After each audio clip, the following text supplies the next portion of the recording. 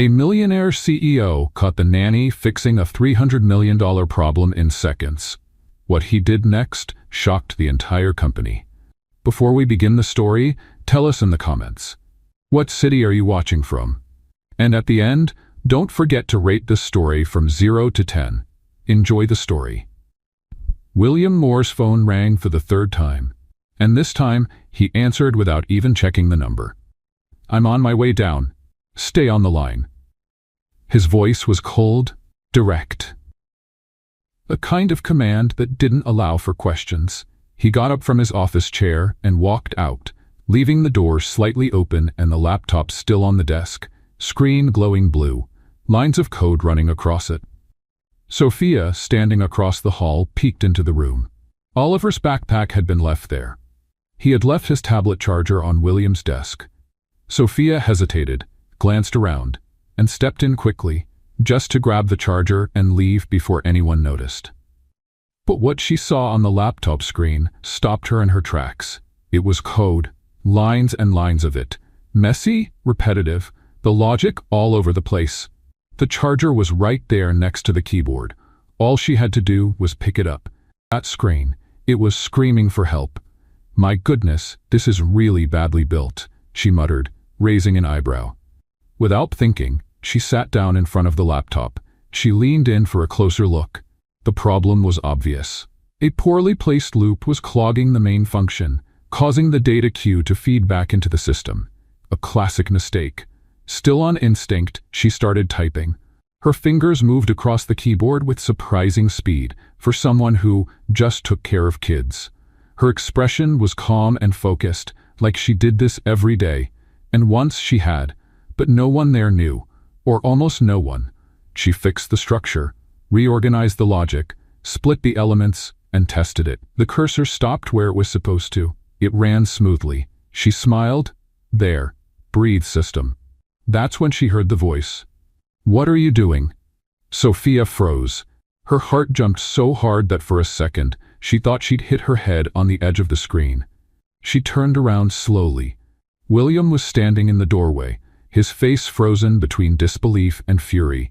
I, she tried to speak, but no sound came out. He stepped inside, eyes wide like he'd just caught a thief. Sophia jumped up, stumbling. "You had absolutely no right to touch that computer," he said angrily, stepping forward. I know, I'm sorry, I didn't mean to, I swear. Oliver's charger was here, I came to get it and I saw the code, I recognized the error, and it was instinct. I just fixed it." "Fixed it?" He shot back sarcastically, moving closer. "Who do you think you are?" "I didn't think, I just acted. It was reflex. I didn't mean to touch anything of yours. I swear, I just saw the bug and corrected it." The logic was stuck in the main function loop. It was spinning like a hamster in a wheel. She answered without even thinking. William stopped. He looked at the screen. Sophia stood still, hands clasped in front of her, as if trying to stop her heart from jumping out of her chest. The silence stretched out like it would never end. William sat down in the chair.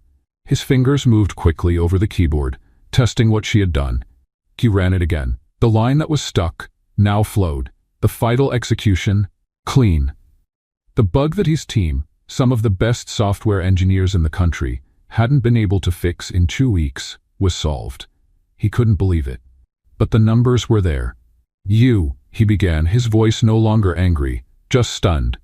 "You just saved a $300 million deal," he said, still staring at the screen.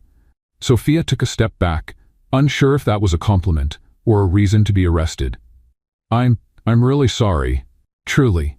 You can fire me. I shouldn't have." He raised his hand, motioning her to stop. William stayed quiet for a moment. Then he stood up. She took another step back, ready to leave the room. Ready to leave the city, if she had to. He looked at her with an unreadable expression. "That was brilliant." Sophia's eyes widened. "That doesn't change the fact that I invaded your space and messed with something I shouldn't have." "Yes, and by doing that, you saved a project that's been keeping me up at night." He turned, studying her more carefully. "Who are you, really?" "I'm just your son's nanny." She let out a nervous laugh, trying to lighten the tension. So, Am I still hired as the nanny, or did I just quit as an accidental hacker? William didn't answer right away. He stared at the laptop screen. The fixed code flashed like undeniable proof of what had just happened. He ran a hand through his hair, a gesture Sophia had noticed he made when processing something big. "Have a seat," he finally said, pointing to the leather armchair beside the desk. Sophia hesitated. "Look, if you're about to give me a lecture on privacy and professional boundaries, I'd rather hear it standing. That way I can run if I need to." He almost smiled. Almost. "Sit down, Sophia, please." The please caught her off guard. She settled into the chair, smoothing her uniform skirt nervously. William turned his chair to face her, arms crossed, but his posture was less tense than before. "Where did you learn programming?" he asked, getting straight to the point. Sophia sighed. "Queen Anne Public Library, computer section, shelves J47 through J52, if you want to check." "Library?" His disbelief returned. "Yep, boss. Not everyone is born with money for MIT or Stanford. Some of us have to work with what we've got." She crossed her legs, suddenly more confident. "Python for beginners, JavaScript made easy, fundamentals of data structures. I read them all, twice. Some parts, 3 times. William studied her like he was trying to solve a complicated puzzle. "And where else?" "Free online courses, Khan Academy, Codecademy, Free Code Camp." Sophia counted on her fingers. "All free, all in the middle of the night, after Oliver was asleep and before you woke up." She chuckled. "Did you know your Wi-Fi is amazing at 3 a.m.? You used my internet to study programming." His voice was somewhere between annoyed and impressed. "Technically, I was in the house, and technically, you never said I couldn't." She shrugged. "But don't worry, I never touched any of your personal stuff. I'm an ethical intruder." William shook his head, stunned. "How long have you been studying all this?" "About 3 years. Started as curiosity, turned into an obsession, and now it's apparently a reason for an interrogation." 3 years? He leaned forward. "And you never mentioned it?" Sophia laughed, a genuine and disarming sound. "Oh, sure. First day on the job, I'd say.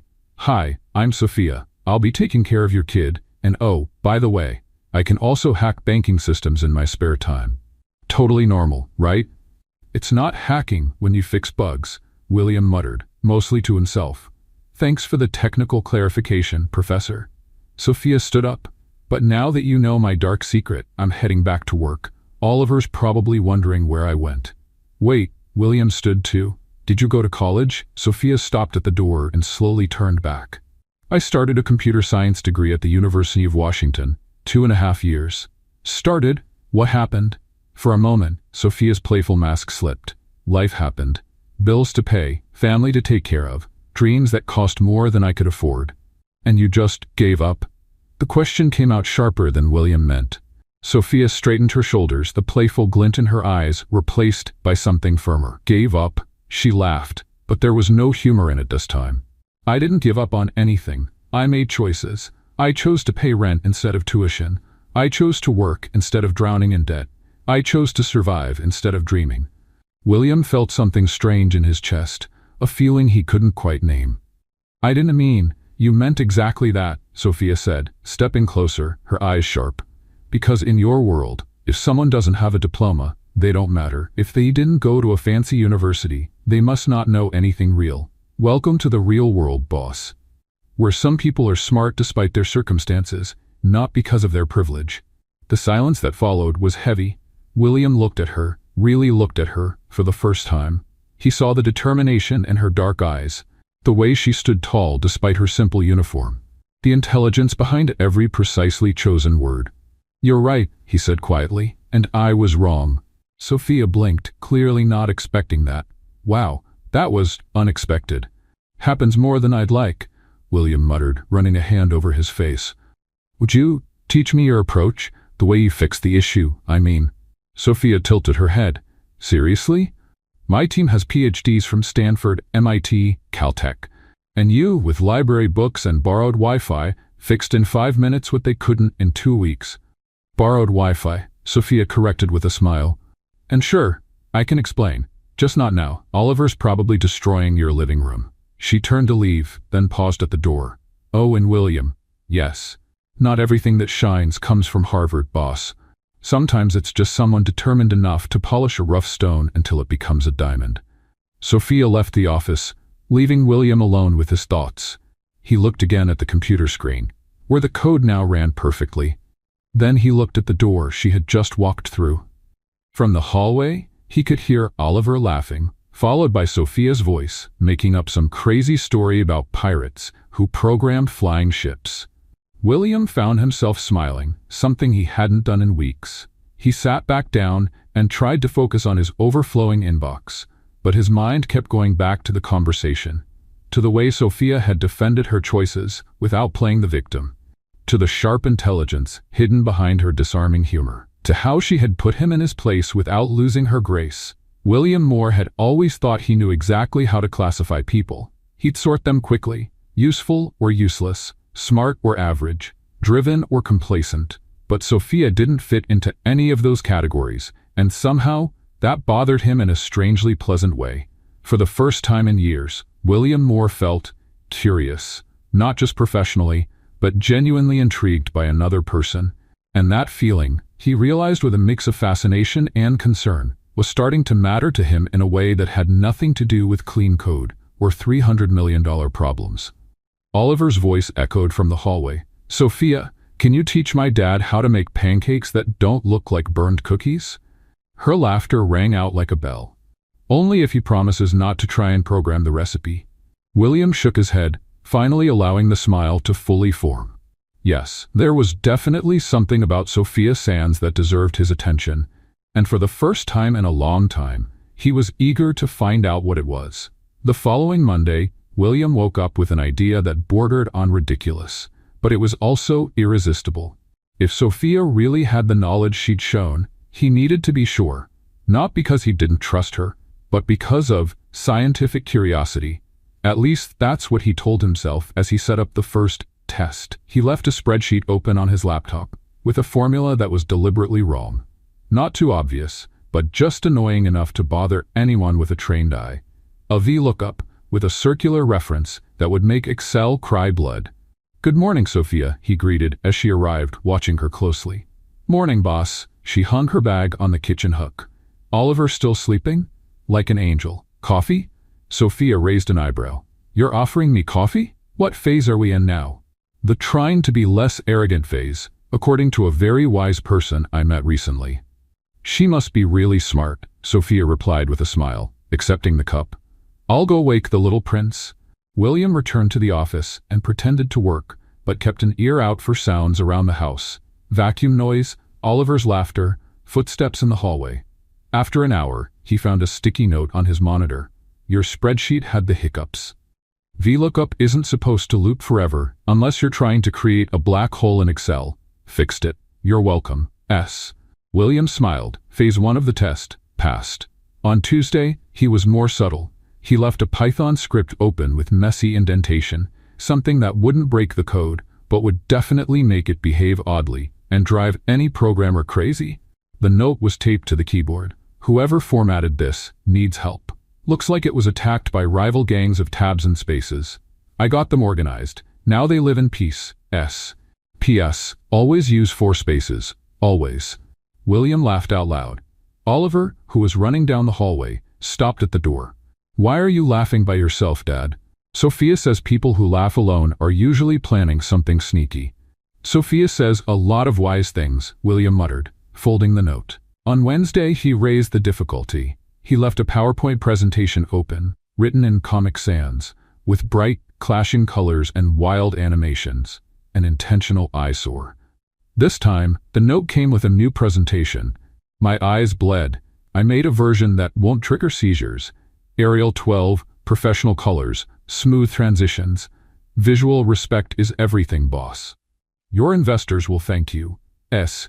P.S. Comic Sans is a crime against humanity." William opened the new version and was stunned. She hadn't just fixed the design. She had reorganized the content in a way that was more logical and impactful. It was professional. Extremely professional. On Thursday, he decided to test more specific knowledge.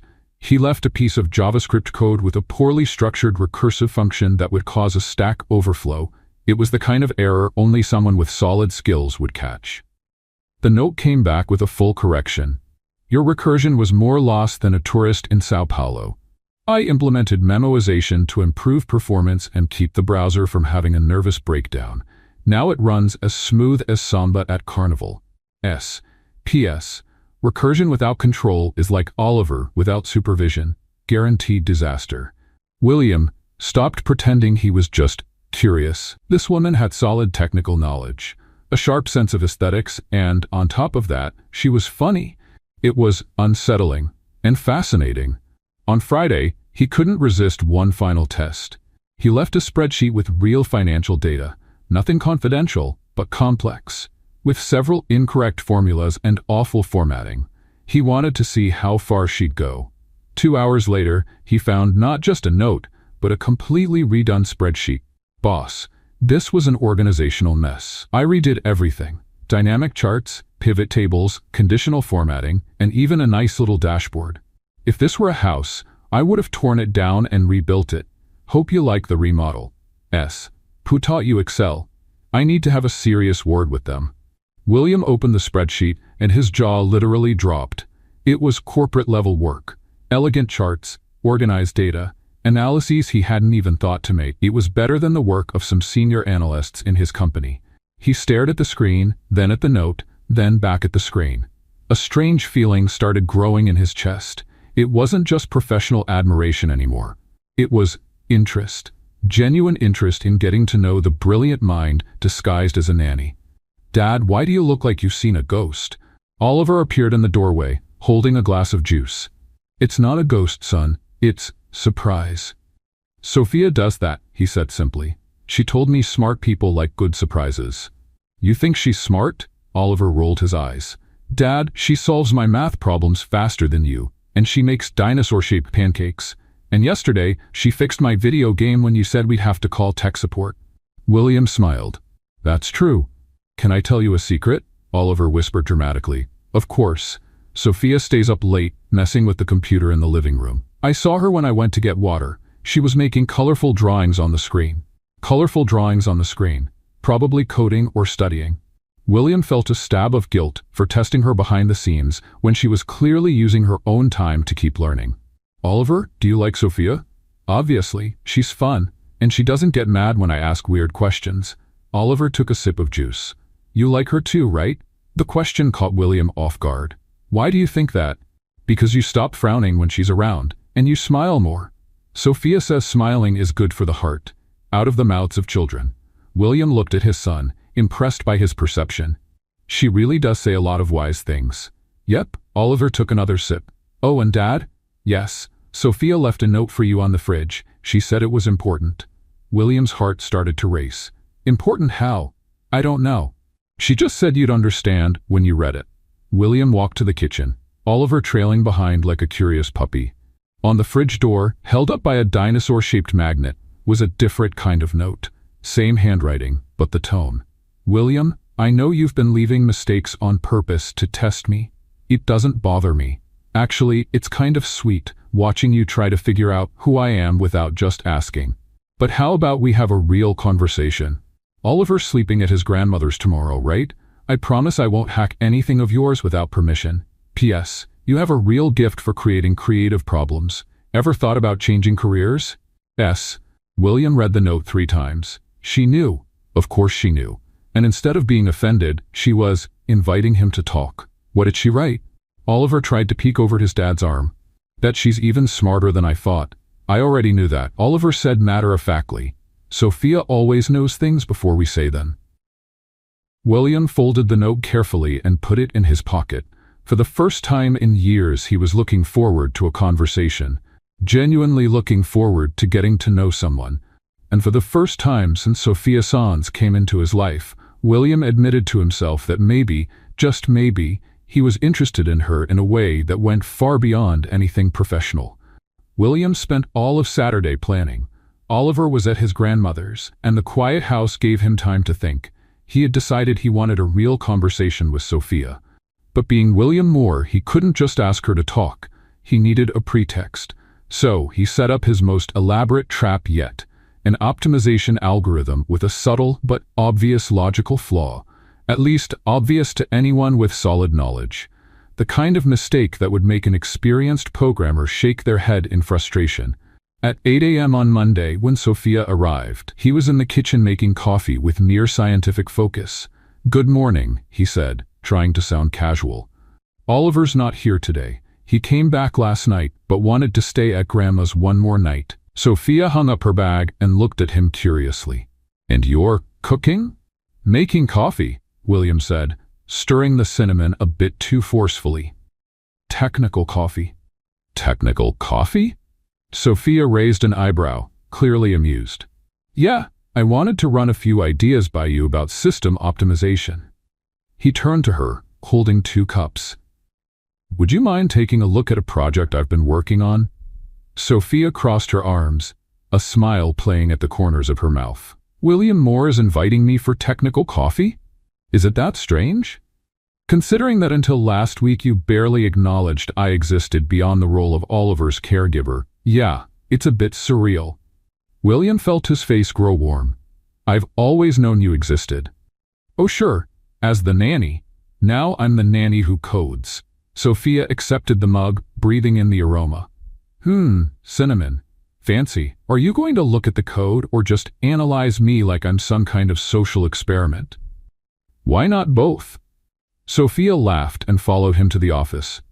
William had left his laptop open, code covering the whole screen. Sophia walked up, gave it a casual glance, and William watched her, waiting for the reaction. She was silent for 30 seconds. Then she sighed. "Seriously, William? Seriously what?" Sophia turned to him, hands on her hips. "You're testing me again. And this time, you didn't even try to hide it." "I'm not." Infinite loop on line 47. Bad exit condition on line 63. And you had the nerve to use a variable named test for Sophia on line 81. She pointed at the screen without even looking. "You should spend this much time on therapy instead of pranks." William stood frozen for a moment, realizing he had just been completely exposed. And then, something happened that hadn't happened in a long time. He laughed. Not a polite smile or a soft chuckle. A real deep laugh that came from his chest and echoed through the office. Sophia blinked, clearly surprised. "Wow, you actually know how to laugh." "Apparently I do," William said, wiping his eyes, still smiling. "Sorry, it's just, you're absolutely right. About everything. I always am." Sophia sat in the armchair, crossing her legs. "But I admit, I'm curious. Why the whole act? You could have just said, 'Sophia, let's talk.'" William leaned against the desk, facing her. "Honestly, I don't really know how to talk to people in a normal way." "Normal?" "Without an agenda, without a business purpose, without evaluating whether they're useful for something." He ran a hand through his hair. "It's pathetic, I know." Sophia studied him for a moment. "It's not pathetic. It's sad, but not pathetic." "What's the difference?" "Pathetic would be if you hadn't realized it. Sad is when you do realize. But don't know how to change." William felt something shift in his chest. A sharp pang of recognition. "And do you think it's possible to change?" "Anyone can change. The question is whether they want to." Sophia took a sip of her coffee. This is actually really good."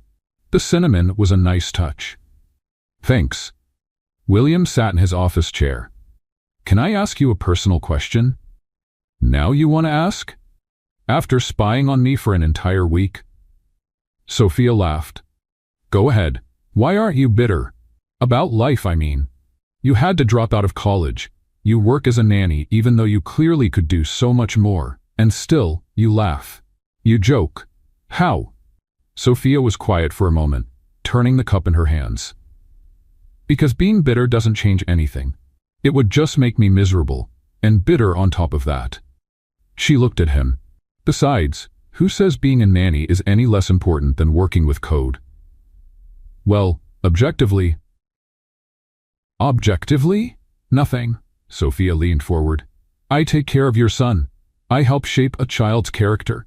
I teach him values, patience, creativity. You really think that's worth less than optimizing algorithms?" William opened his mouth to respond, but realized he had no answer. Well, the salary. Oh, so a person's worth is measured in dollars? Sophia raised an eyebrow. Interesting life philosophy. Must be why you're so happy and fulfilled. The irony was sharp, but not cruel. William felt as if he just received a gentle slap in the face. You're right, again. I know, Sophia smiled. Look, William, I have nothing against money. Money's useful. It pays bills, it gives you security. But it doesn't define worth, and it definitely doesn't define intelligence or ability. How did you develop all this wisdom? By living in the real world. Sophia shrugged. What kind of bubble did you grow up in? Never had to choose between paying the light bill or buying groceries. Never been told you're not good enough because of your address or your clothes. William shook his head. Then you've never had to learn that people's value has nothing to do with what they wear or where they studied. Sophia stood. It's a tough lesson, but a useful one. And you don't feel angry at people who were born with privilege? Sophia looked at him for a long moment. Anger is a luxury I can't afford. She walked over to the window. But you know what? I do feel pity. Pity? For people like you, who have everything, but don't know the value of anything. We're so sheltered by their wealth, they never learn how to find beauty in the simple things. She turned to face him. You have an amazing son, a beautiful home, the power to change the world, and yet, most of the time, you seem miserable. William stood in silence, taking in her words. That was brutally honest. You asked for technical coffee. I always serve it with full specifications. Sophia smiled. But don't worry, I still think there's hope for you. Hope for what? For becoming a decent person. You just need to get out of your own head now and then. William looked at her. Really looked. He saw the intelligence in her dark eyes, the strength in her posture, the kindness that came through even in her sharpest critiques. Sophia? Yes? Thank you for the technical coffee. She smiled, and William felt something he hadn't in a long time. A genuine connection to another human being. Anytime, boss. But next time, skip the fake code. I prefer real conversations. The following Thursday, William had to do something he hated. Host executives at home for an emergency meeting. The company's main server was acting up, and 3 major clients were threatening to cancel multi-million-dollar contracts. Sophia, we're going to have some traffic around here today, he said over breakfast. 5 or 6 execs are coming for a meeting. Would you mind staying invisible? She finished with a dry smile. Sure, boss. I'll blend in with the wallpaper. That's not what I meant. It's just, they're complicated. Complicated like difficult personalities, or complicated like ignorant and prejudiced? William hesitated. A bit of both. Sophia laughed. Don't worry, I can handle temperamental executives. I've taken care of Oliver on his worst days. By 2 p.m., the penthouse was packed. William had turned the living room into an improvised boardroom, with laptops, projectors, and plenty of coffee. Sophia moved quietly in the background, serving drinks and keeping Oliver entertained in his room. The executives were exactly what William had feared: arrogant, impatient, and treating anyone not wearing a suit like invisible furniture. More, we need solutions, not excuses, said Richard Hamilton, the VP of Technology, from their largest client. $3 million in losses per day is no joke. We're working around the clock to fix it, William replied, his patience wearing thin. Working how? Barked Marcus Webb, another exec, gesturing wildly. Your team is incompetent. Maybe it's time to outsource this to people who actually know what they're doing. Sophia was in the kitchen, preparing more coffee, when the volume of the conversation caught her attention. Oliver had asked for orange juice, and she was carrying the glass for him when the argument reached a peak. The problem is, you surround yourself with amateurs, Hamilton said. You need serious people, not these backyard coders you keep hiring. Sophia froze in the hallway. Backyard coders? Sophia felt her blood boil. Crash courses? People like her, who studied in libraries, who made sacrifices to learn? She tightened her grip on the juice glass and kept walking. What do you suggest? William asked, clearly frustrated. Clean house, Hamilton said. Fire those amateurs and hire real professionals. MIT, Stanford, Caltech. People who didn't learn coding watching YouTube videos. Sophia walked into the room just as Hamilton waved his hand dismissively. And that's when it happened. Maybe it was the YouTube comment, maybe it was the arrogant tone, or maybe it was just fate setting the scene for a perfect moment. Sophia tripped. The glass of orange juice flew in a perfect arc and landed squarely on Hamilton's chest, soaking his crisp white shirt and expensive Italian tie. The silence that followed was absolute. Hamilton looked down, then at Sophia, then back down again, as if his brain couldn't quite process what had happened. You threw juice on me," he stammered, his voice jumping 2 octaves. Sophia looked at him, then at the empty glass in her hand, then at the spreading orange stain on his shirt, and instead of apologizing like any sane person might, she said, "It's to rinse off all that arrogance." The silence deepened. Webb opened and closed his mouth like a fish out of water. The other executives stood frozen. William was caught between horror and what suspiciously felt like admiration. "You, how dare you?" Hamilton sputtered, dripping juice onto the Persian rug. "Oops, sorry about that," Sophia said, though her tone didn't sound sorry at all. "But since it's already stained, maybe take a moment to reflect on that real people speech. For the record, some of the best programmers I know learned in public libraries, and yes, even on YouTube." "Who do you think you are to lecture me?" Hamilton got to his feet, more juice dripping with every movement. "I'm the nanny," Sophia said, standing tall, "and apparently someone with better aim than your social skills." William knew he should step in, reprimand Sophia, apologize, try to save the meeting, but when he opened his mouth, what came out was entirely unexpected. Laughter. It started quietly, almost like a cough. Then it grew, and before long, William Moore, the serious, composed CEO, was laughing out loud in front of the most powerful clients his company had. "Moore," Webb stood up, outraged. "You're going to let your employee treat us like this?" William tried to compose himself, but one look at Hamilton dripping orange juice and waving his arms furiously made it worse. He laughed even harder. "Sorry," he said between chuckles. "It's just, Sophia's right about one thing." "About what?" Hamilton demanded, blotting his shirt with a napkin.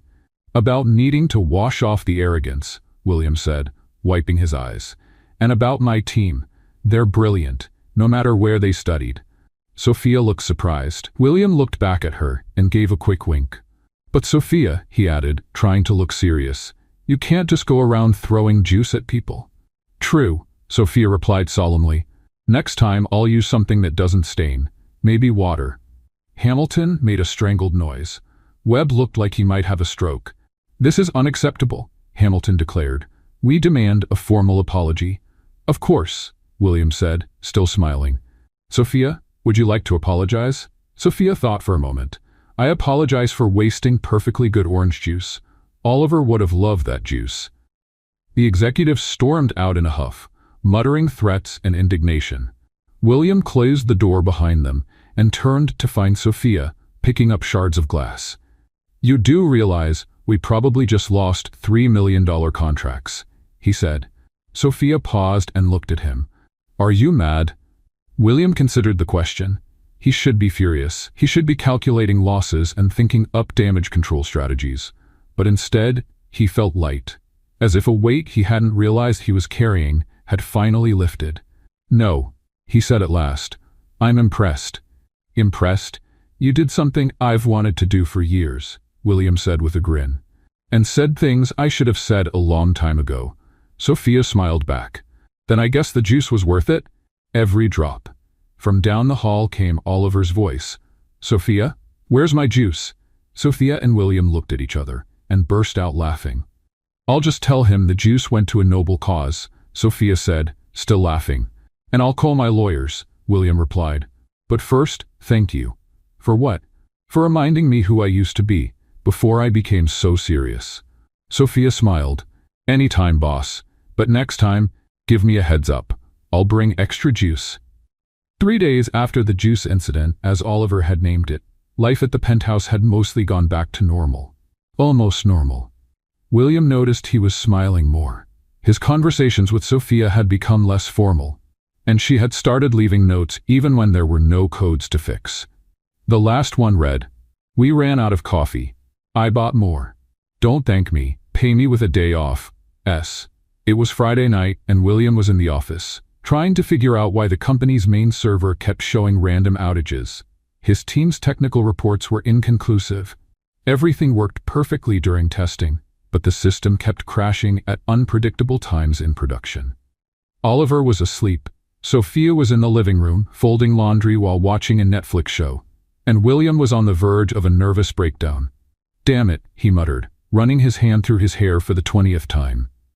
What's going on with this system? He had reviewed logs, analyzed performance metrics, even run manual diagnostics. Nothing. The server just failed. No pattern, no clear cause, no logical explanation. It was the kind of problem that could sink the company if not resolved soon. He got up to get more coffee and passed through the living room. Sophia sat on the couch, surrounded by neatly folded piles of clothes, eyes fixed on the TV. "Working late again?" she asked without looking up. "Server issue. I can't pinpoint the cause." "Huh." Sophia folded one of Oliver's shirts with military precision. "Did you check the virtual memory logs?" William stopped in his tracks. "How do you know about virtual memory logs?" "YouTube University, remember?" Sophia smiled. "And I may have skimmed through some of your reports while cleaning the office." "Sophia, relax. I didn't touch anything confidential. Just glanced over a few things." She finally looked at him. "But seriously, did you check for a memory leak? Could be what's causing the crashes." William stared at her. "No. My team's been focused on code issues and network problems. Memory leaks are sneaky. Everything seems fine at first, then it slowly gets worse until boom. System crashes." Sophia folded another shirt. "But hey, you're the expert. I just watch TV and take care of a kid." William went back to the office with a strange feeling in his gut. Not nausea, anticipation. He opened the virtual memory logs he had completely ignored. And there it was, a systematic leak in the cache module, hidden during testing because it only showed up after many hours of continuous use. In production, where the system ran 24/7, the problem built up until it crashed everything. "My God," William murmured, fingers flying over the keyboard to confirm the finding. That was it. The issue that his team of PhDs couldn't find was right there, clear as day, in the logs no one fought to check. He started implementing a fix. But then he paused. Through the slightly open door, he could see Sophia at the dining table, now hunched over her personal laptop, probably studying. The soft blue light of the screen lit up her focused face. A crazy idea crossed his mind. William gathered the full technical reports, including the newly discovered issue, and accidentally left them spread out on the kitchen table. Then he went back to his office and pretended to keep working. 20 minutes later, he heard footsteps in the kitchen. Sophia, probably getting a glass of water. William hid behind the door, feeling ridiculous, but too curious to stop himself. He heard the rustling of papers. Then silence. A long silence. "William?" Sophia's voice came from the kitchen. He pretended to be deep into work. "Yes. You left some reports on the table." "Oh, thanks. Must have forgotten them." More silence. Then the unmistakable sound of a chair being pulled out. William waited 15 minutes before heading to the kitchen. Sophia was leaning over the documents, pen in hand, making notes in the margins. "Find anything interesting?" he asked, trying to sound casual. Sophia looked up. "Do you want the polite answer or the brutally honest one?" "Always brutal honesty with you." "Your team was looking in the wrong place," Sophia said, pointing to one of the pages. "You focused on code and connectivity issues, but completely ignored resource management. And the problem is right here." Sophia circled a section of the report. "Memory leak in the cache module. Look at the timestamps of the failures and compare them to the memory usage spikes." William leaned in, pretending to analyze what she had pointed out. "You're right. How did we miss this?" "Because you're all too much of experts." Sophia leaned back in the chair.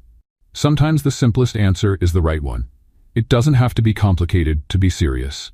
And how would you suggest we fix it?" Sophia grabbed a blank sheet of paper and started sketching a diagram. Add a more aggressive garbage collector here. Optimize the cash release here. And implement real-time monitoring here.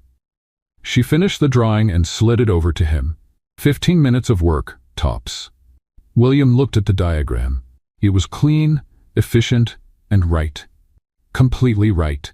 Sophia, this is brilliant. It's obvious, she said, standing up and gathering the papers. But you already knew that, didn't you? That's why you left the reports here. William felt his face warm up. I didn't. William, Sophia looked at him with that smile that clearly said, don't underestimate me. You were watching me work. I heard you moving behind the door. Sorry, it was scientific curiosity. Sophia folded the papers and handed them to him. Well, your scientific curiosity just saved your company. Again. Sophia, relax, she cut in. I'm not mad. Actually, it's kind of cute, watching you try to figure out how my mind works. Cute? Like a scientist studying a new type of butterfly. Sophia laughed. But now you owe me. What do you want? A raise? A promotion? I can? William. Sophia placed a hand on his arm, and he felt a small jolt. Stop. Stop what? Trying to fit me into your corporate boxes. She pulled her hand back. I don't want a title. I don't want a promotion. I don't want to be the former nanny who became CTO. Then what do you want? Sophia looked him in the eyes. Respect. Acknowledgement that intelligence doesn't come attached to a diploma. And maybe, she smiled, for you to stop pretending you're not curious about who I really am. William felt his heart pick up speed. Sophia. Good night, William, she said, heading for the door. Are you going to fix that server or just stand there processing this all night? After she left, William stood in the kitchen holding the reports. On top of the stack was a sticky note that hadn't been there before. You can pay me in pizza. Or respect.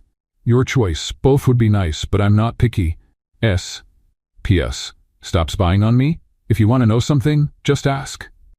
William smiled and went back to the office. He implemented the fix in 10 minutes. The server stopped crashing immediately. But as he watched the system metrics return to normal, his mind was somewhere else. It was on Sophia. How she had solved a $1 million problem like it was a simple puzzle. How she didn't ask for anything but dignity. And how, for the first time in his life, he was genuinely interested in getting to know someone not for what they could do for him, but for who they were. William Moore was beginning to realize that maybe, just maybe, he was falling for Sophia Sands, and that both terrified and excited him. The storm hit without warning on a Tuesday night. Seattle was used to rain, but this was different. Winds near 60 miles per hour, lightning streaking across the sky like electric veins, and rain so heavy it looked like a gray curtain had fallen over the city. William was in the office when the lights flickered for the first time. Oliver was fast asleep, worn out from running around the apartment after the rain had canceled their park plans. Sophia was in the kitchen, finishing the dishes from dinner. This doesn't look good, William murmured, glancing out the window as another bolt of lightning lit up the sky. As if the universe heard him, all the lights went out at once. The penthouse was plunged into total darkness, broken only by the flashes of lightning outside.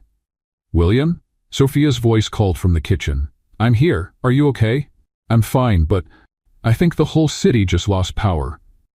William walked over to the window. She was right. All of Seattle was in the dark. Only a few backup generators dotted the skyline with tiny spots of light. Great, he sighed. Where do you keep the candles? Kitchen drawer, next to the stove. Flashlights in the pantry. 15 minutes later, they had turned the living room into a surprisingly cozy space. Candles placed around the tables created golden circles of light, and the fireplace, which William almost never used, was lit, casting dancing shadows on the walls. Oliver didn't even notice, Sophia said as she came back from the boys' room. He's sleeping like an angel. Good for him. William was sitting on the couch, watching the rain hit the windows. I should be working, but without internet. The world's not going to end if you relax for one night. Sophia sat in the armchair beside him, legs tucked underneath her. When was the last time you did nothing? William thought for a moment. Honestly, I can't remember. That's sad. It's practical. It's lonely. Sophia picked up a candle and placed it on the coffee table between them. Have you always been like this? Full-on workaholic? Not always. William leaned back on the couch. When Oliver was a baby, I tried to balance things more. But after my ex-wife, he stopped abruptly. Sorry, I don't have to talk about that. Only if you want to. Sophia tucked a strand of hair behind her ear. Sometimes it helps to talk. William was quiet for a moment, listening to the rain. She said I was married to my job.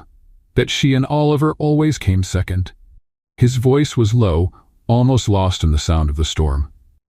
And she was right. What happened? She left me when Oliver was 3. Said she couldn't stand sharing a husband with a company anymore. William looked at his hands. The irony is, I worked so hard to give them security, to build something solid, and in the end, what I built was a wall between us. Sophia studied his face in the candlelight. There was a vulnerability she had never seen before. And after that, you worked even more. It was easier than facing the fact that I failed as a husband and a father. William. Sophia leaned forward. You didn't fail as a father. Oliver loves you. Now he does, but for a long time, he barely knew me. William gave a sad smile. You've done more for him these past few months than I did in the first few years of his life. That's not true. It is. You teach him, play with him, listen to all those crazy stories he makes up. I was always too busy. Sophia was quiet for a moment. Want to know a secret? Sure. Oliver talks about you all the time. My dad is really smart. My dad builds important things. My dad has a computer that talks to the whole world. She smiled.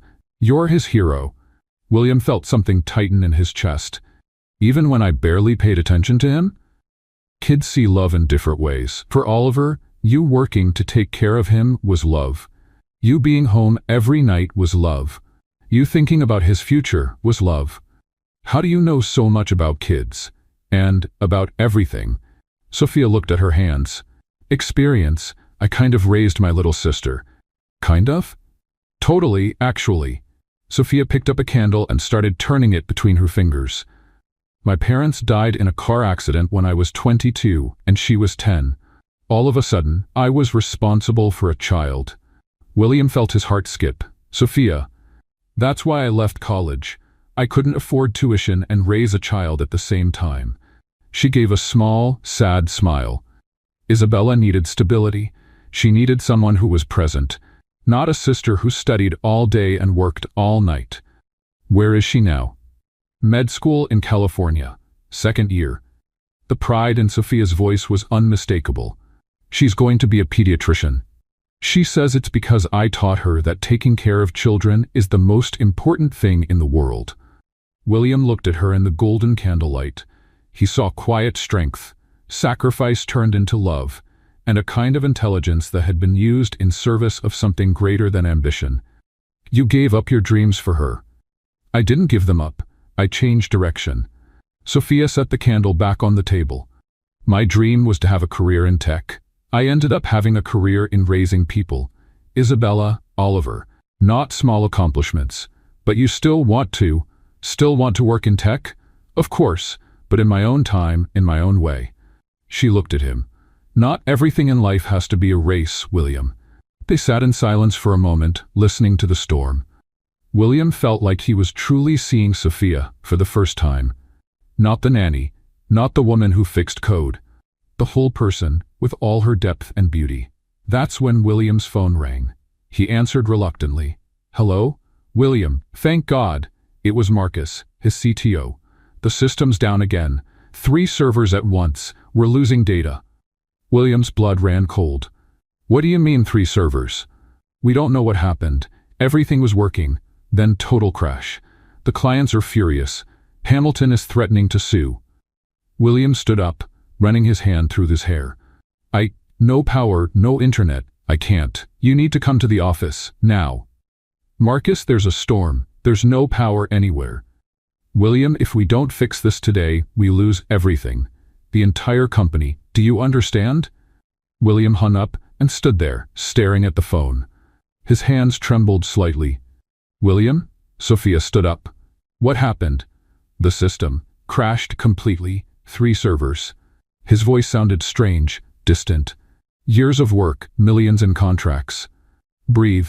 It's going to be okay. No, you don't understand. William started pacing. It's the whole company, everything I built. If I lose this, William, Oliver, the house, his security, his voice was rising, filled with panic. I can't lose everything again. I can't. William. Sophia stepped closer. I failed, again. I always fail at the important things. Sophia said nothing. She just moved closer and hugged him. Not a comforting or motherly hug. A firm, steady hug that clearly said, "You're not alone." William froze for a second, then allowed himself to relax. He wrapped his arms around her, breathed in the soft scent of her hair, felt the solidity of her small but strong frame. "It's going to be okay," she whispered against his chest. "You'll fix this. You always fix it. And what if I can't? Then we find another way." Sophia pulled back just enough to look him in the eyes. "You're not alone, William." He looked at her. Really looked. Saw the determination in her dark eyes, the quiet strength, the unwavering confidence, and without thinking, he took her hand. Sophia looked down at their joined hands, then back at his face. Her heart raced, but she didn't pull away. Instead, she intertwined her fingers with his.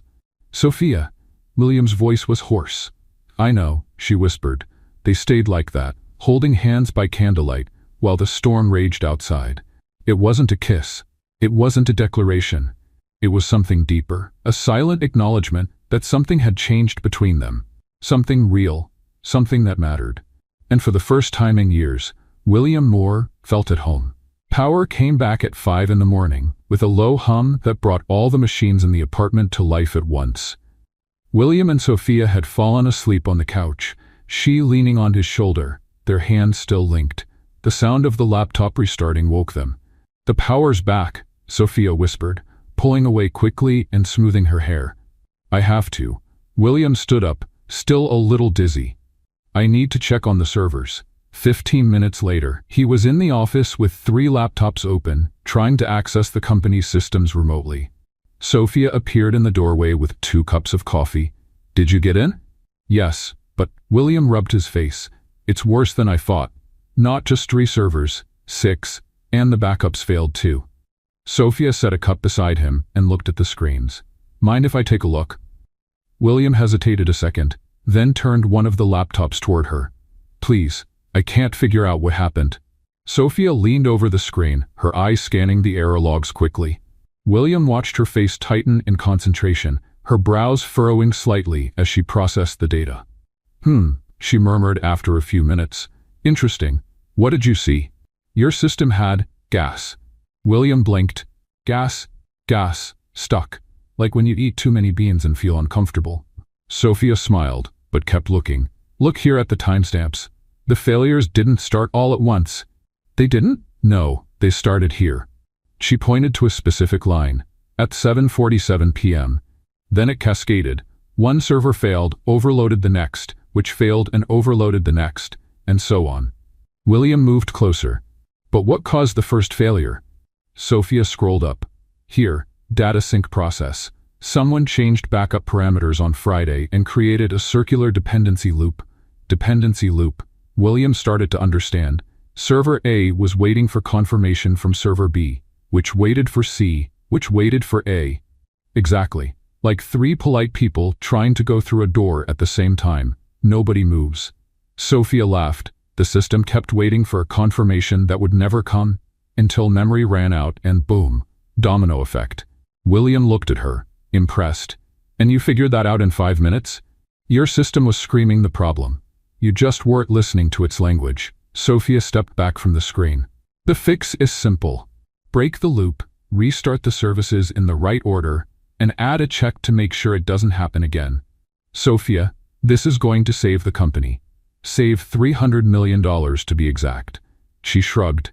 "I just had to give your system a little chamomile tea. Now it can relax." William stared at her, at the woman who had just saved his company, as naturally as she made pancakes for Oliver, who explained multi-million-dollar system failures with analogies about gas. A wave of something he couldn't name washed over him. Gratitude, admiration, and something more. something that made his chest tighten and his heart race. "I'm going to implement the fixes," he said, turning back to the computer. 2 hours later, all systems were running perfectly.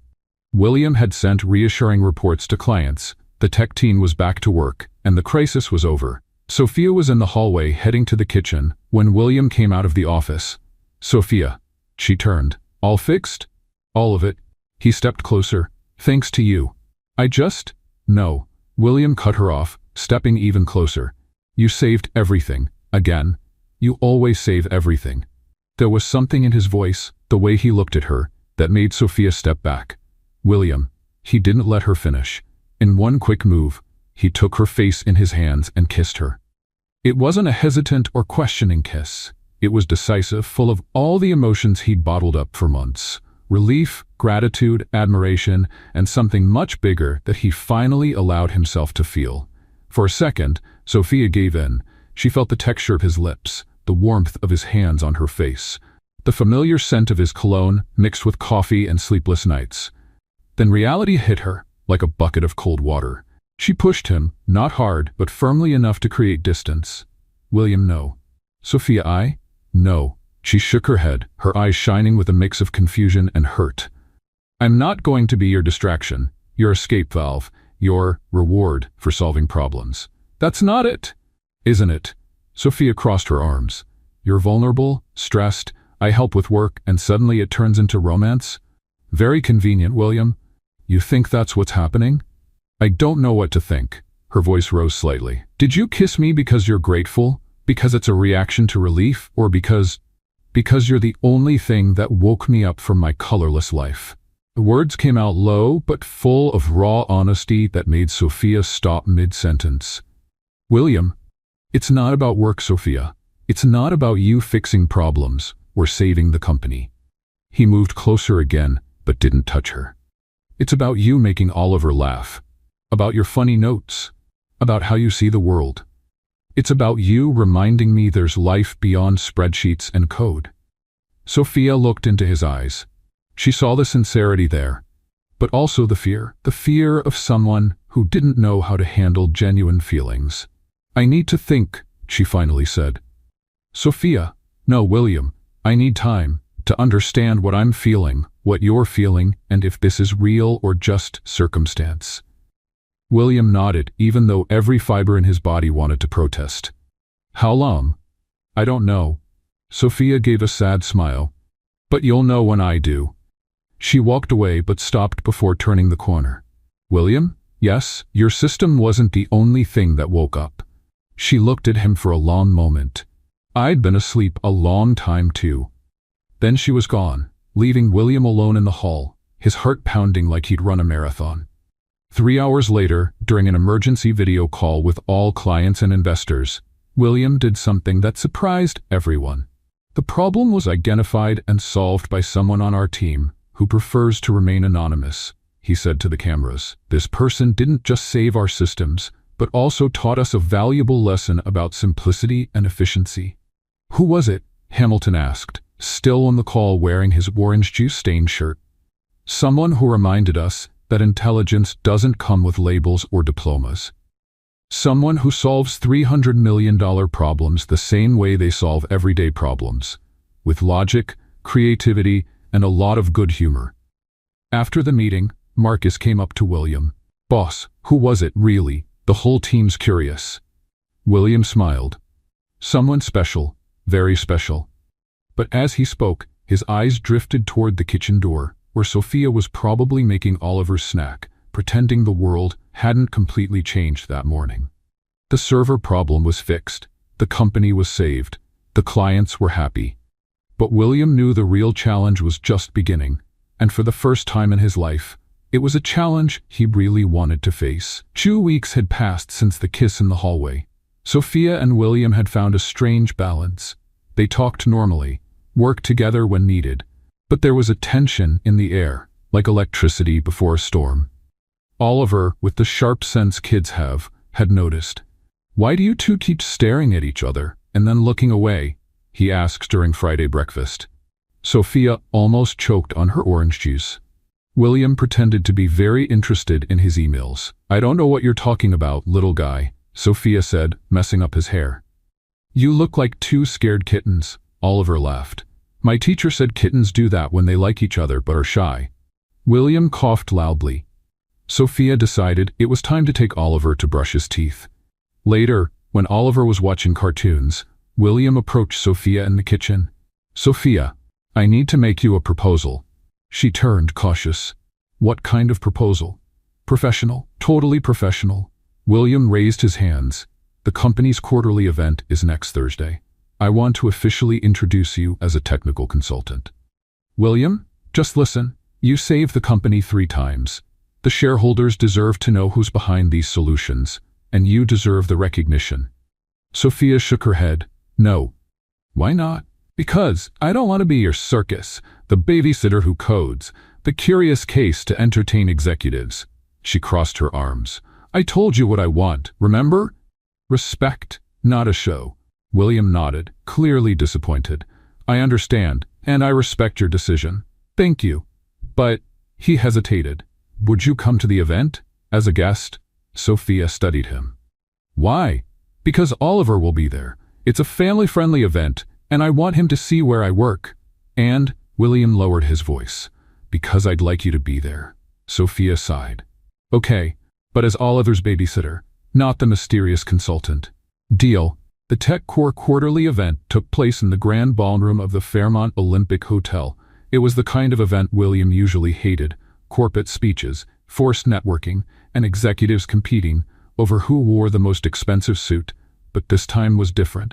Oliver was fascinated by everything. The lights, the sound system, the giant screen presentations, and Sophia.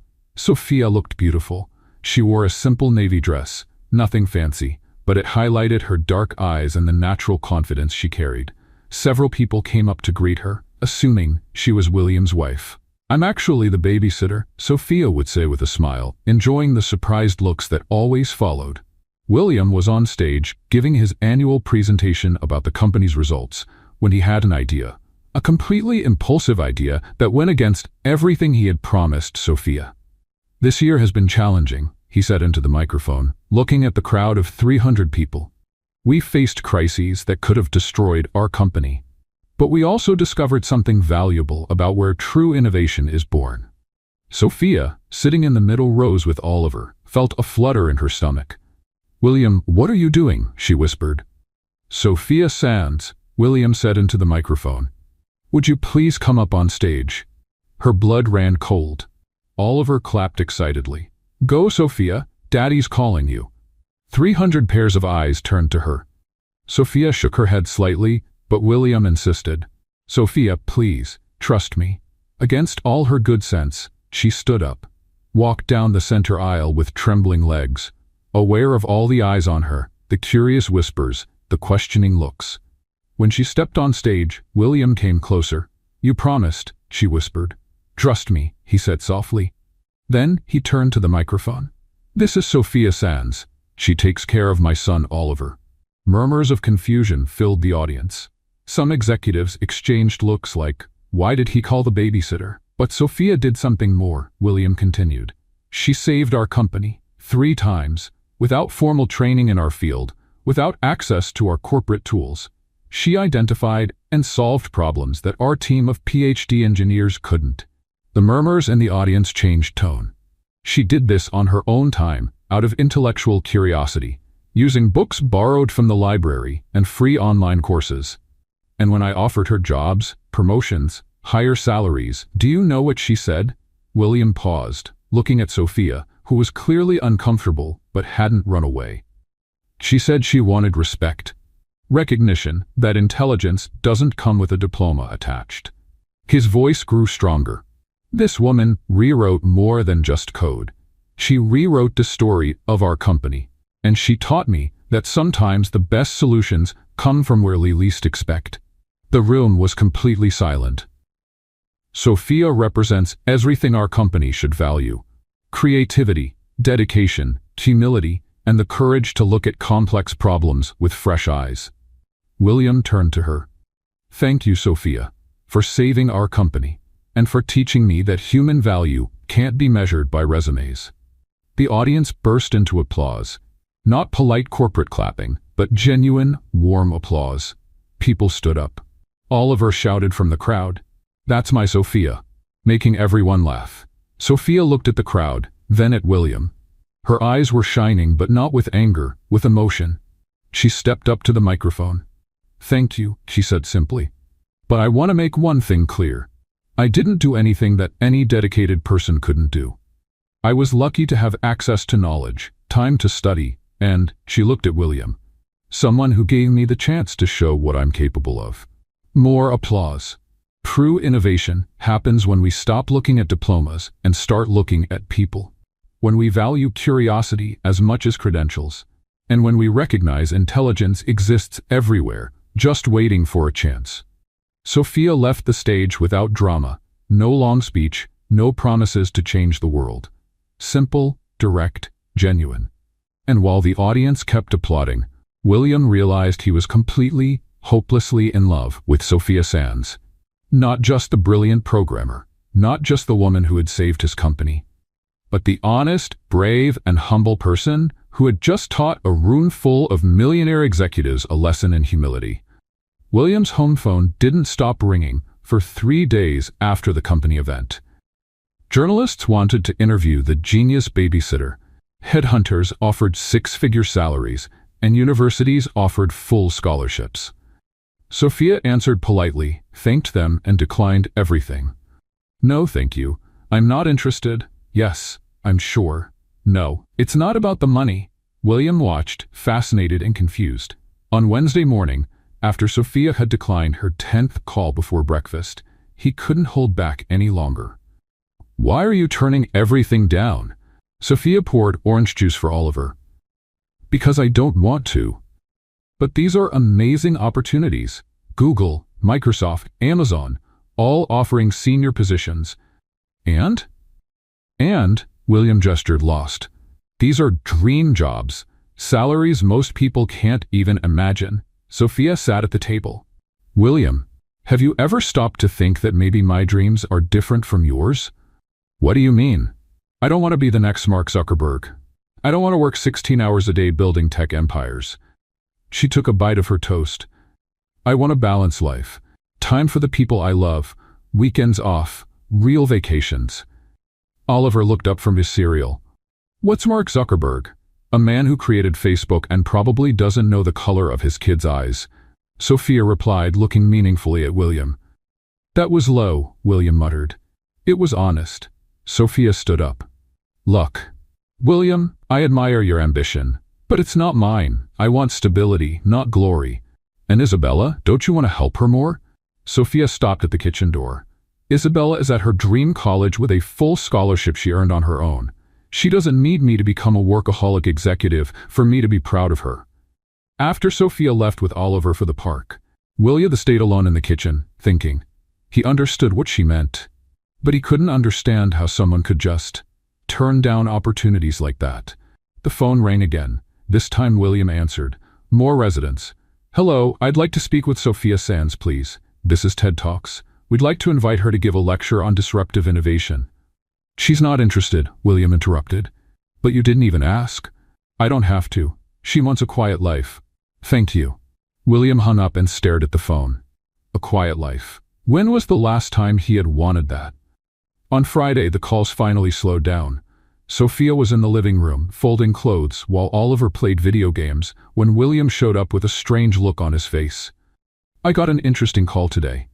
"Another recruiter?" "No, it was the dean from the University of Washington. They want to create a scholarship in your name, for low-income students interested in technology." Sophia stopped folding. "Really?" "Totally serious. The Sophia Sands Scholarship for Inclusive Innovation. They want your approval to use your name and your story as inspiration." Sophia was quiet for a moment. "And what did you say?" "That you'd probably say no, but I'd pass the message along." Sophia sat down on the couch. "This is different." "Why?" "Because it's not about me. It's about other people like me. People who have intelligence but no access." She looked at him. "I'll think about it." William smiled. "I thought you'd say that." On Saturday morning, William woke up with an idea. An idea that made him smile for the first time in days. He went to Oliver's favorite pizza place, which he'd found out was also Sophia's favorite, and bought a large margarita pizza. Then he stopped by a stationery store and bought a blank card. When he got home, Sophia was in the kitchen making lunch. "Pizza for breakfast?" She raised an eyebrow. "It's not for breakfast." William put the box on the kitchen table along with an envelope. "It's a job offer." Sophia looked at the box, then at him. "William, open it." Inside the box, besides the perfectly golden pizza, was a handwritten note. "Sophia, formal job offer. Position, Creative Solutions Consultant at TechCore. Hours, 20 per week, flexible. Very good but not ridiculous. Benefits, health insurance, 30 days vacation, and free pizza whenever you want. Requirements: keep being exactly who you are. Work location, wherever you feel most comfortable. Boss, a guy learning that success without balance isn't success. If you change your mind, the spot's yours. And the pizza too. P.S. You can bring Oliver to the office anytime. We have a game room with video games. William." Sophia read the note 3 times. Then she looked at William. 20 hours a week. With total flexibility. If Oliver is sick, you work from home. If Isabella needs you, you take time off. If you want to travel, we'll make it work. And the very good but not ridiculous salary? Enough for you to feel financially secure without becoming a slave to money. William stepped closer. "Sophia, I don't want to turn you into me. I want to learn how to be more like you." Sophia took a slice of pizza. "What if I don't accept?" "Then you don't accept, and you stay the most important person in Oliver's life. And mine." Sophia chewed thoughtfully. "This pizza is great. It's from Gina's. Oliver said it's your favorite." "Really?" She took another slice. "William?" "Yes?" "You said the most important person in your life." William felt his heart speed up. "I did. Was that on purpose?" "Totally on purpose." Sophia smiled. "Good to know." She finished her slice quietly. William waited, trying not to show his nervousness. "All right," Sophia said finally. "All right what?" "I accept the job." She carefully folded the note. "But with some conditions." "Which ones?" "First, no introducing me as the former babysitter turned consultant. I'm Sophia, period. Deal. Second, if you become an obsessive workaholic again, I'm out. Understood?" Sophia stood up and walked closer to him. About that kiss in the hallway, William's heart stopped. "Yes, I'm still thinking about it." "And?" Sophia smiled and kissed his cheek, very slowly. "You'll know when I'm done thinking." She stepped back, grabbed another slice of pizza, and left the kitchen humming. William stood there, his hand touching where she had kissed him, a silly smile on his face. From down the hall, Oliver's voice came. "Daddy, why are you smiling alone again?" "Sophia said you've been doing that a lot lately." William laughed out loud. "Because life is getting interesting, son." "More interesting than pizza for breakfast?" "Way more interesting than pizza for breakfast." And for the first time in years, William Moore was absolutely sure he was on the right path. 6 months later, Sophia had settled perfectly into her new role at TechCore. She worked 3 days a week at the office, 2 days from home, and had managed to improve the efficiency of 5 different departments without ever working more than 6 hours straight. "She's like she has a superpower," Marcus said during a meeting. "Solves in 2 hours problems that took us days to understand." William smiled every time he heard comments like that. Sophia hadn't changed who she was. She just found the right place to shine. And he was learning that leaving the office at 6 didn't make the world end. Oliver loved going to the company on the days Sophia worked there.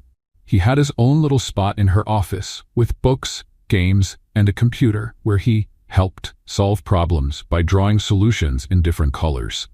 "Dad, Sophia said the blue code works better than the red code," he explained seriously during dinner. "It's scientific."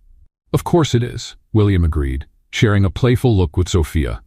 Their relationship had grown into something comfortable and warm. They hadn't made anything official yet, but they lived in a sweet dance of almost romance. Hands that accidentally touched, looks that lasted a few seconds longer than they should, conversations ending with meaningful smiles. Oliver had become an expert observer. "When are you going to get married?" he asked one Tuesday at breakfast. Sophia almost choked on her coffee. William dropped his toast. Who said we're getting married? Sophia asked, regaining her composure. No one. But you both make that in-love face adults make in movies. Oliver chewed his cereal thoughtfully. And you already live in the same house. And Dad smiles all the time now. And you leave notes for him, even when there's nothing to fix. William and Sophia looked at each other. The observation from a 5-year-old was oddly accurate. Oliver, adult relationships are complicated, Sophia explained. Why? You like each other, take care of each other, make each other happy. Seems simple to me. From a child's mouth, thought William. 2 weeks later, William received an invitation that would change everything. TechCore had been selected to present its innovations at the Global Technology Summit in San Francisco. It was the biggest event in the industry, with 5,000 participants from 50 countries. They want me to present our approach to inclusive innovation, he explained to Sophia, and I want you to come with me. As a consultant, as a partner. William paused, feeling the weight of the word. I mean a professional partner. Co-presenter. Sophia smiled.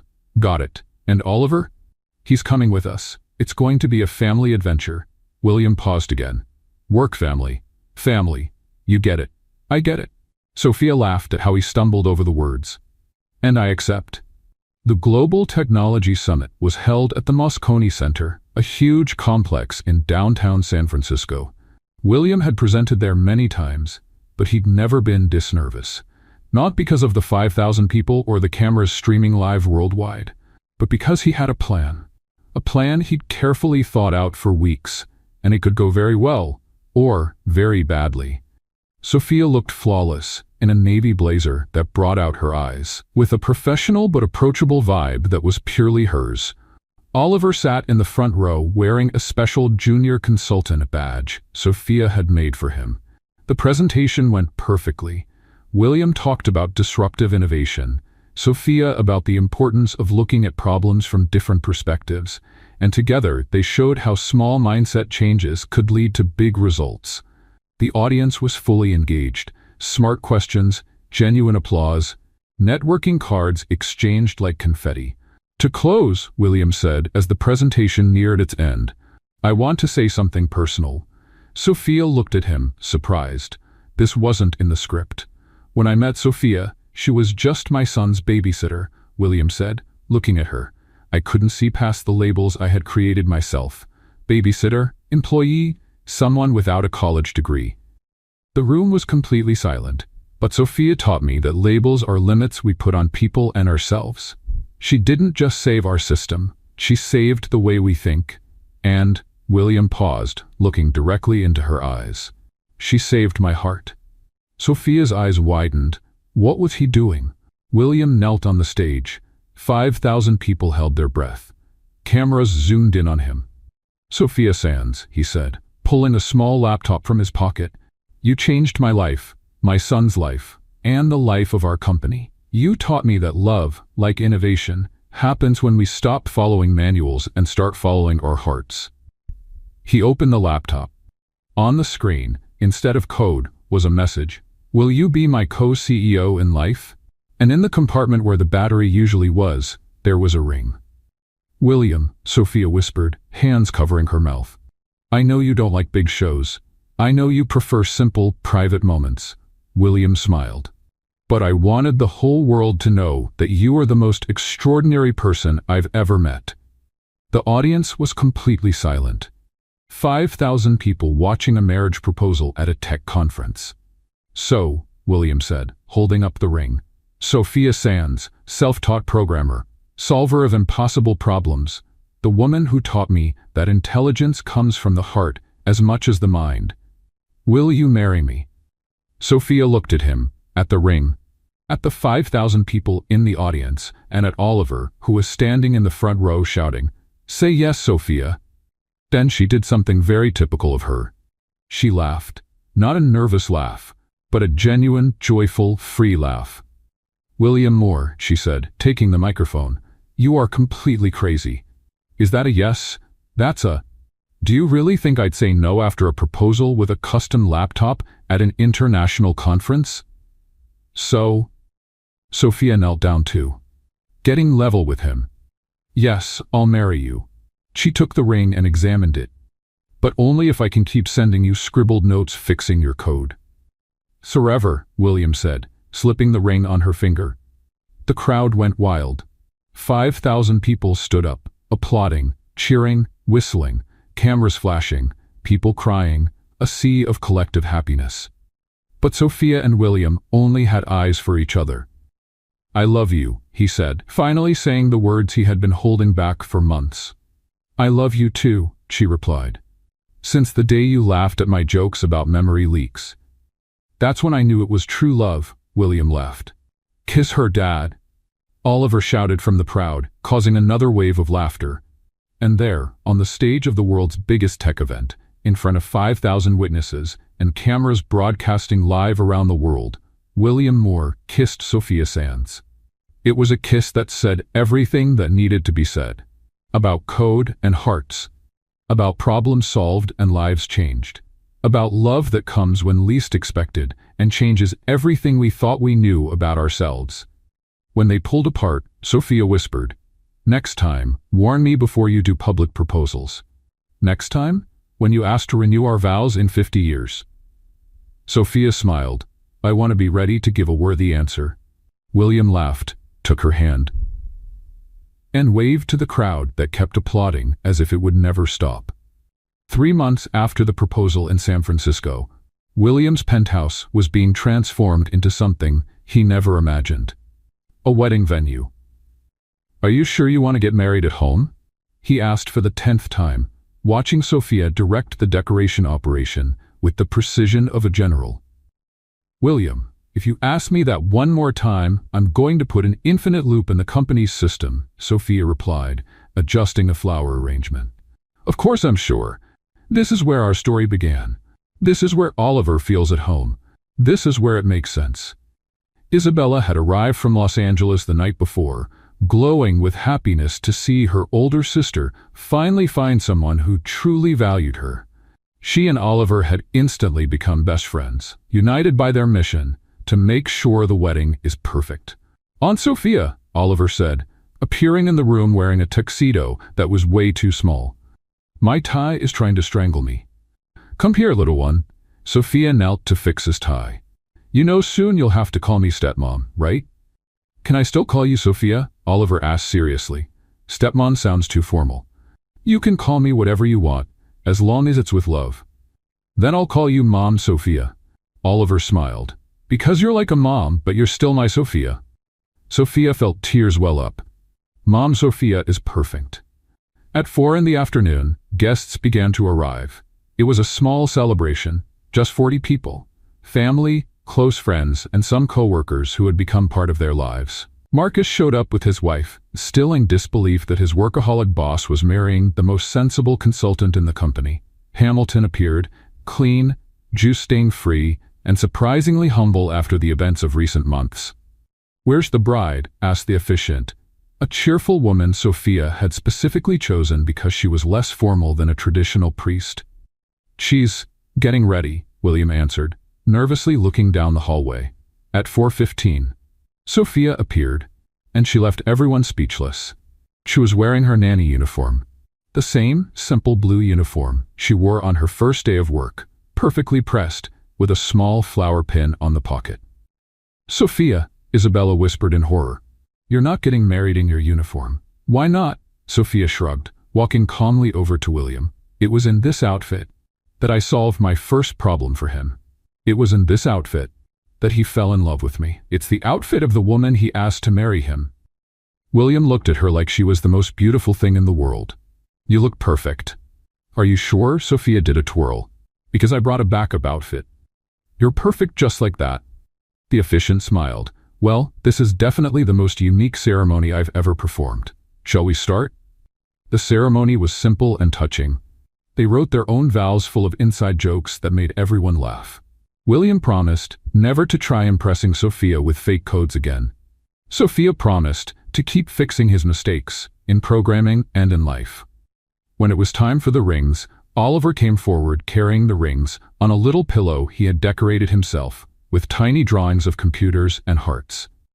"With this ring," William said, sliding the ring onto Sophia's finger, "I promise you a life full of adventures, fixed codes, and Sunday pizzas. With this ring, Sophia replied, I promise you infinite patience, funny notes, and unconditional love. I now pronounce you husband and wife, the officiant said. You may kiss the bride.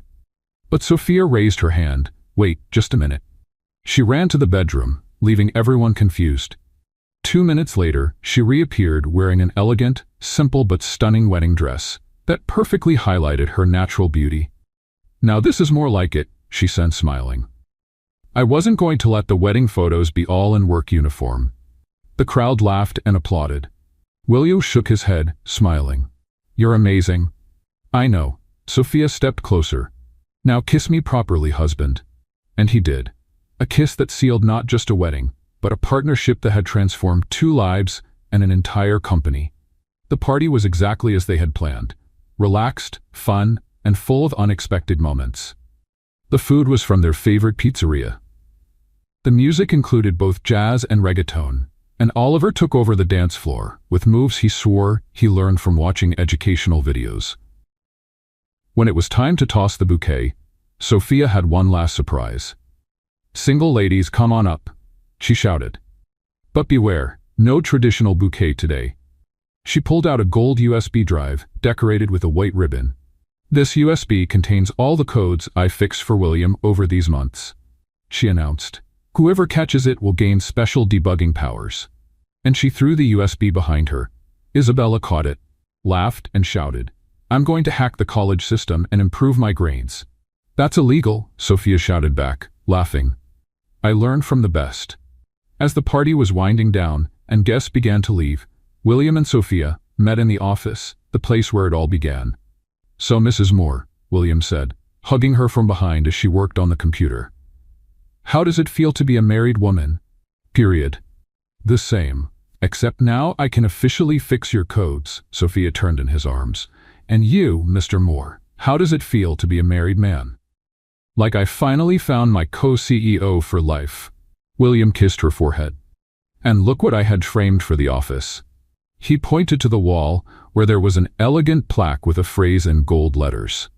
Never underestimate a woman with a rag in her hand and a plan in her head. Sophia laughed out loud. Perfect. But you know now I'm going to demand my own office, right? I already took care of it. Next door with a park view, top-of-the-line computers, and a coffee maker only you know how to use. And a nameplate on the door? Sophia Sands Moore, official solver of impossible problems. More, Sophia smiled. I like the sound of that. They were silent for a moment, looking out the window at Seattle lit up at night. It was the same view William had been looking at alone for years. But now everything seemed different. More colorful, more alive, more complete. Is Oliver asleep? Sophia asked. Like a rock, Isabella's reading to him. William smiled. I think we gained 2 families today.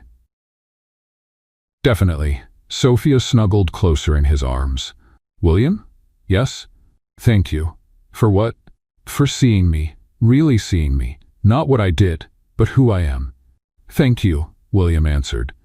For teaching me that life is so much more than work, that intelligence comes in many forms, and that love happens when we least expect it. Sophia smiled and looked at the plaque on the wall. You know this phrase is going to become a legend of the company, right? I hope so. William kissed her again. I want everyone who walks in here to know that great things can come from unexpected places. Like a nanny who solved a $300 million problem? Like an extraordinary woman who changed my whole life. And there, in the office where Sophia had fixed her first code, where they shared talks about life and dreams, where a kiss changed everything, they began the first day of their lives as husband and wife. What did you think of Sophia and William's story? Leave your opinion in the comments. Rate the story from 0 to 10. Subscribe to the channel and hit the bell to follow all our stories. And don't forget to watch more exciting stories by clicking here on the end screen.